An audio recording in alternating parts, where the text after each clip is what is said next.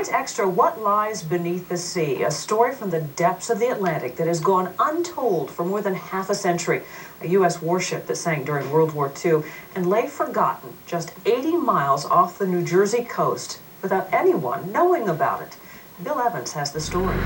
It began as a voyage to the bottom of the ocean. It turned into a trip back in time. This is a story I hate to talk about.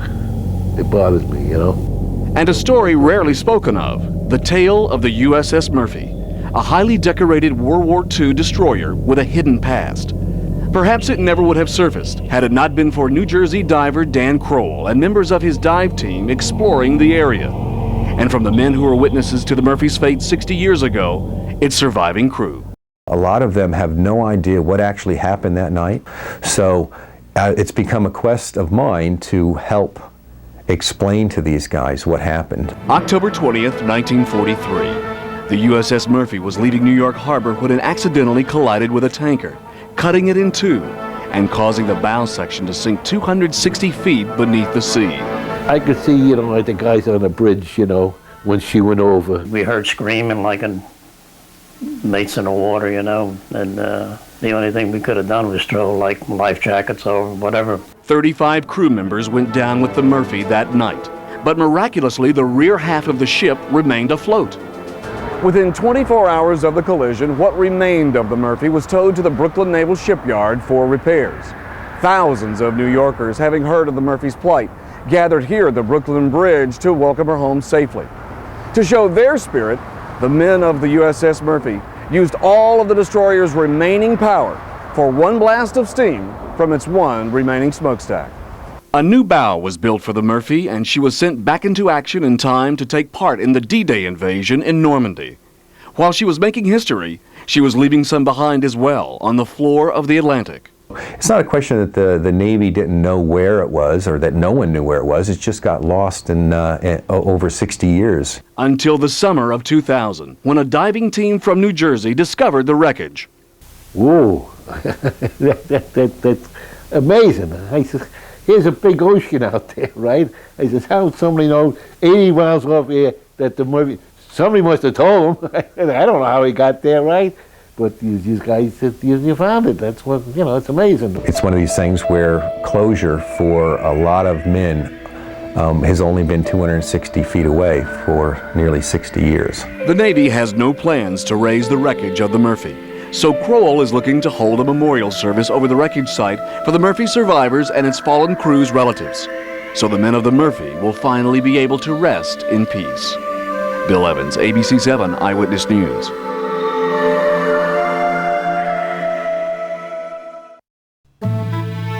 The story of the USS Murphy starts on the day she was commissioned, on July 23, 1942. America had been thrust into war 7 months earlier with the attack on Pearl Harbor. December 7, 1941, a date which will live in infamy. Followed by Germany's declaration of war on the U.S. soon thereafter. The Murphy's first assignment was escort duty off the coast of Nova Scotia before being detached to Morocco to participate in Operation Torch, where we joined the big flotilla to invade North Africa. Where we were hit by the French battery at that time, French Moroccan battery. And I was scared to hell. I've almost jumped over the side. Boy, there's shells landing all around us, but boy, not a one of us come close. They sure are lousy shooters. And then all of a sudden we get this 8-inch shell in the after engine room, and they said, boy, Greg, you're full of shit. And we did sustain casualties. I was lucky there. I didn't get hurt. 3 people were killed and about 27 injured. And from there, went up to Boston to be repaired because it came back from Casablanca after taking a shell. During the repair period, many of the crew would survive another tragedy in the worst nightclub fire in American history at Boston's famed nightclub Coconut Grove. It was a type of place that had revolving doors, so it was bad for entrance and exit. And of course the fire broke out, and there was over 600 people burned to death that night. But I was lucky, the guys said, let's go into the walk-in freezer, which we did. We walked into the, closed the door, and there's probably 10 or 15 of us in there, and we survived the fire that way, you know. After repairs were made, the Murphy ran escort until joining Operation Dime, the invasion of Sicily. One German dive bomber came close to inflicting a serious wound. Later, the Murphy's gunner would shoot down 2 of those dive bombers off the coast of Palermo. But anyway, they finally got permission. I remember this plane was going away, and I just fired once. That's 4 guns, and the plane disappeared.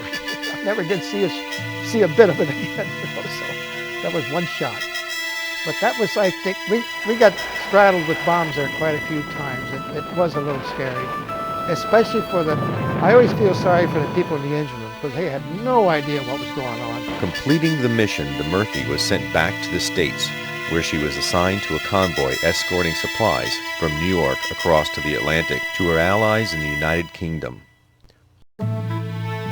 Running blacked out, the Murphy was sent ahead of the convoy to check on a target picked up on radar.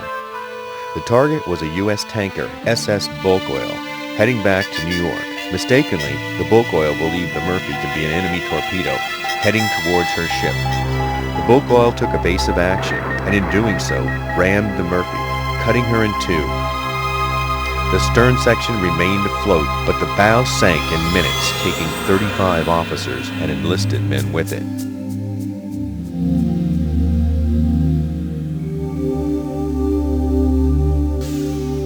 Cut us in 2 right there at the torpedo tubes in the stack, and I was on the deck and on the starboard side, and I heard Captain Bailey say, "We're hit.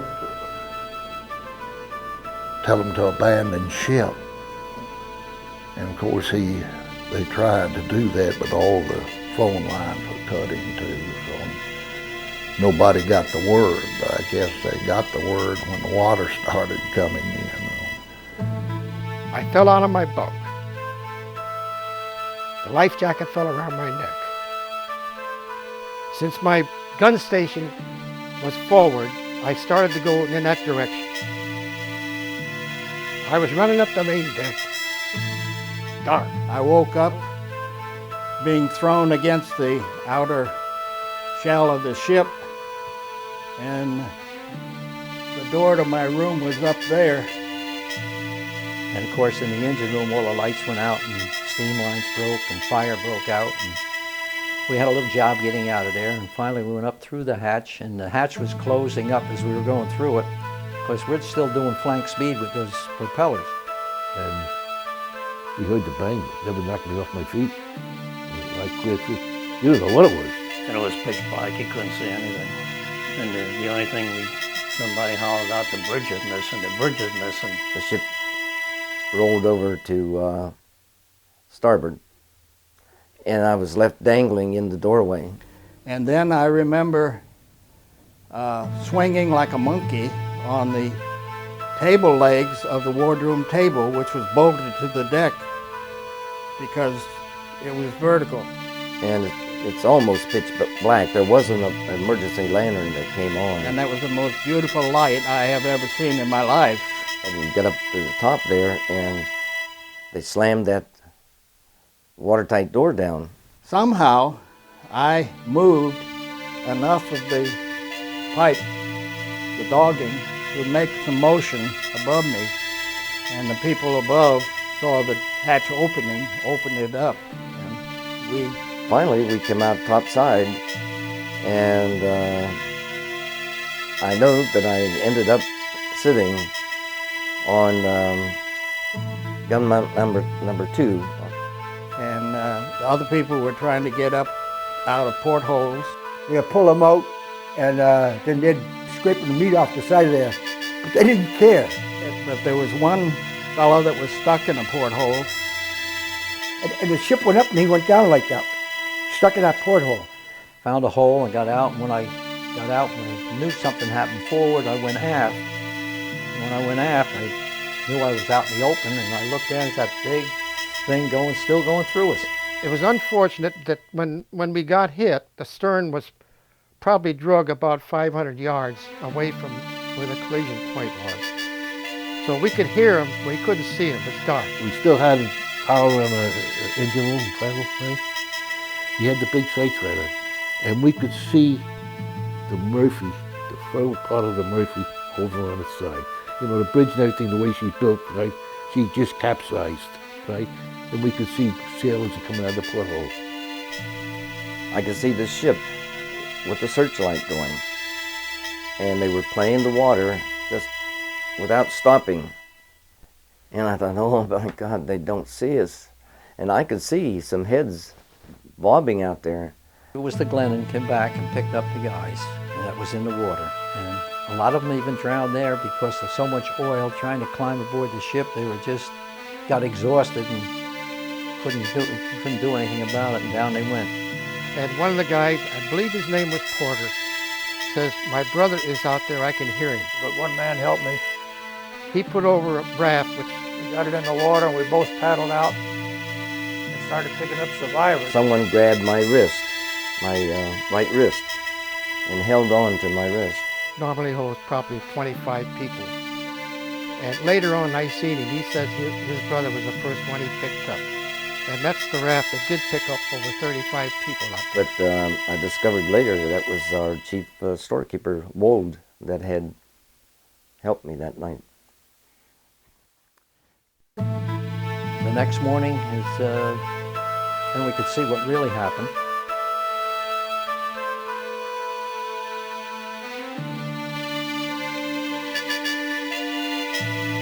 The Glennons put us under tow to take us back to New York. I remember going under the Brooklyn Bridge and everybody seeing us coming. And we went underneath the Brooklyn Bridge where thousands of people were standing up there. And I remember the engineers being wise. As soon as they got underneath the bridge, they blew tubes. They could do that. They had steam coming up, scaring almost all the people on the bridge. 7 months later, she would be refitted with a new bow, just in time for the D-Day invasion, where the Murphy would run screens for the battleship Nevada and repel numerous German E-boat attacks. Yet our mission was protect the big guys, that was important, protect the battleships, protect the cruisers, lay the smoke. At night, we were very often assigned to sit to the seaward side of the Texas or the Arkansas or the Nevada or some of those larger ships, so that we were in position to take on any torpedoes fired at them rather than hitting them. Which is it's a nice feeling to have to think you're your sacrificial lamb. Murphy would again join another invasion fleet in the Mediterranean, Operation Dragoon, the invasion of southern France. Afterwards, the Murphy was sent to New York to be put into dry dock for a complete overhaul, to later escort the USS Quincy. Which it was secret because we never learned until after we was well at sea that we were now escorting the USS Quincy with President Roosevelt aboard, headed for the Yalta Conference. After the president's arrival, the USS Murphy was dispatched to transport King Ibn Saud of Saudi Arabia and his party to the conference that would later set the course for U.S.-Saudi relations. One of the most colorful visits to the presidential cruiser was that of the ruler of Saudi Arabia, King Ibn Saud.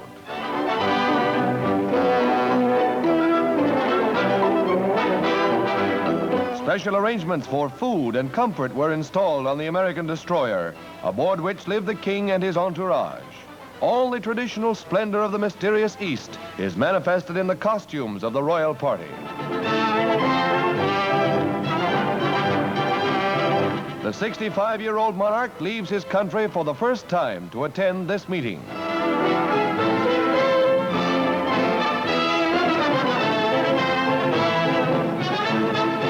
Marine Colonel Eddy, American minister to Arabia, accompanies King Ibn Saud. From Washington to Suez is a long way, but understanding each other's problems brings East and West together for a better world. Then when we got off Iran, we were told by the radio that we were being detached to take on board for visitors. We were ordered to go down to Jeddah, Arabia, and pick up King Ivan Saud. One of the exciting parts for me was going through the Suez Canal. We were the first U.S. warship to go through the Suez Canal since World War I. We were feeling our way off Jeddah, we made 10, 15 miles off Jeddah. And we saw this, looked like a bumboat, we called them, trailing us. And we were wondering, what's this fellow doing? And finally the captain said, slow down to find out what he wants. And we did. And this Arab said in pretty good English that he was a pilot and he had papers to prove it. So we brought Ahmed and his assistant on board. And this fellow brought us in, did a damn good job too, And then wasn't long was anchored and a craft come alongside. And the king, one of his men, sent out a big badge full of sheep. We wondered what in the world we were going to do with 40 sheep. And the king comes aboard and he wants to feed the whole crew, so he wants to bring enough vegetables and fruits and sheep. He told the king that no, we would just bring on enough sheep to feed him and his own party. We had our own food. We had to make a pen on the fantail between the judge rack. They roped it off and they had 6, 8, 10 sheep back in the corral there. So he'd get on, and I can remember him, the nice animal, and then he'd string it up on the flagpole. And the thing that I get a kick out of was knife, whatever the heck it was. And he'd start cutting like this and put it in his mouth and peel, and he'd take it. And what a silly thing to remember, but that strikes out with me. His bodyguards all had these big curved swords, bandoliers of bullets and rifles and everything. They had all kinds on them.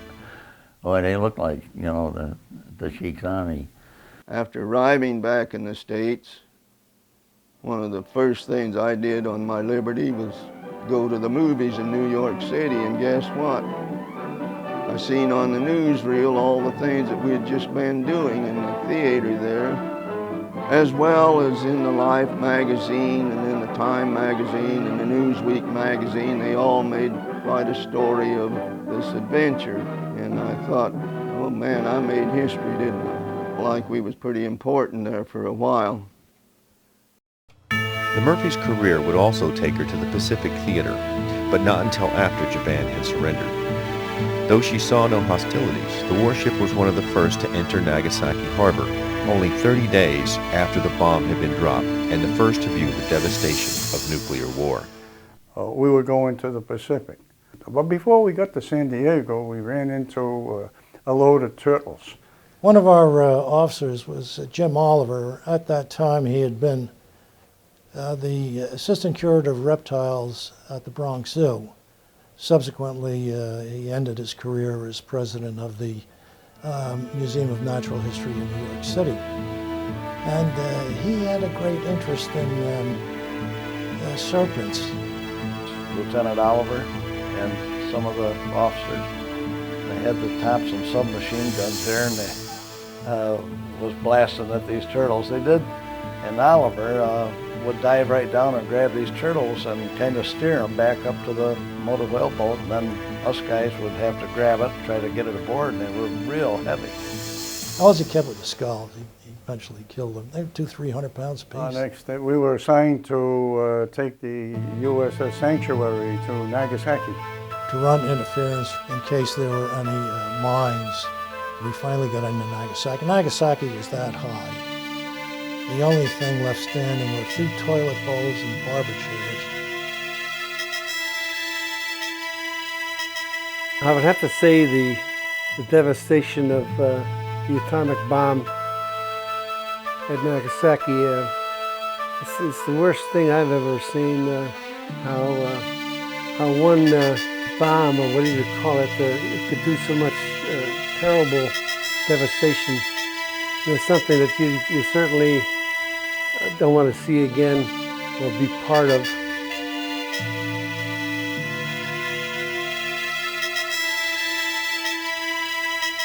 and we went all around Nagasaki. Everything was blown down. And I seen little kids had no clothes on, and I had some chewing gum and candy in my pocket, and I give it to them kids. I felt so sorry for them.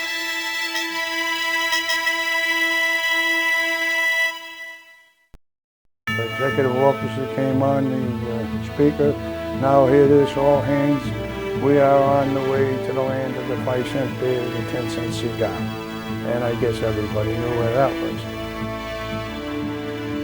And as we come out the other side of the canal, I guess you might have heard a story that happened some years ago where Navy flyers, a whole squadron of Navy flyers were lost. Well, we were alerted at that time that they were missing and we were to go on a search for them. So we did, and when it proved fruitless, we continued on to Charleston, South Carolina, where the Murphy was to be decommissioned. The discovery of the lost bow from the USS Murphy sparked a renewed interest in the ship's past and of the former crew and family members of those who served aboard this pugnacious tin can. Now, over 60 years later, the former Murphy crew and their families have some sense of finality and closure to the tragedy that greatly affected their lives so long ago. People like Ruth Anderson, whose life would be forever changed when her fiancé Gilmore Wick was lost. For 60 years, Ruth has wondered in silence the fate of her first love. He was just leaving me and going back to the ship. And he just kind of had the door just open just a little bit yet. And I felt it. I felt that I'd never see him again. And I kind of think he did too, because he was just staring at me. You know, she was kind of like, I guess she was like a tea kettle that had been on, you know, simmer for 60 years. And, you know, the heat got turned up, and all of a sudden there was an explosion of information. I didn't know what closure was, you know, how you could ever get over it, but it's brought so much joy to me to have that ship found. I've never felt that happy. It's just really good. And I know he's in heaven. I'll see him again. As fate would have it, William Schaefer, a retired civilian engineer and longtime friend of Joe Van Eiseren, a survivor of the night of the collision, lives in the New Jersey town of Surf City, which happens to be the closest point of land where the rusting hulk and the tomb of 35 sailors rests on the ocean floor. Jim would use his knowledge of the local municipality to secure a plot of land to erect a memorial. Through Jim's effort, today the memorial stands proudly in the Veterans Park of Surf City, dedicated to those who lost their lives and to all of those who served aboard the USS Murphy. This memorial has given closure to many of the families of those men lost the night of the collision, but for those who survived the tragedy, closure is still more than 70 miles offshore and 260 feet below the Atlantic. Will you uncover, please?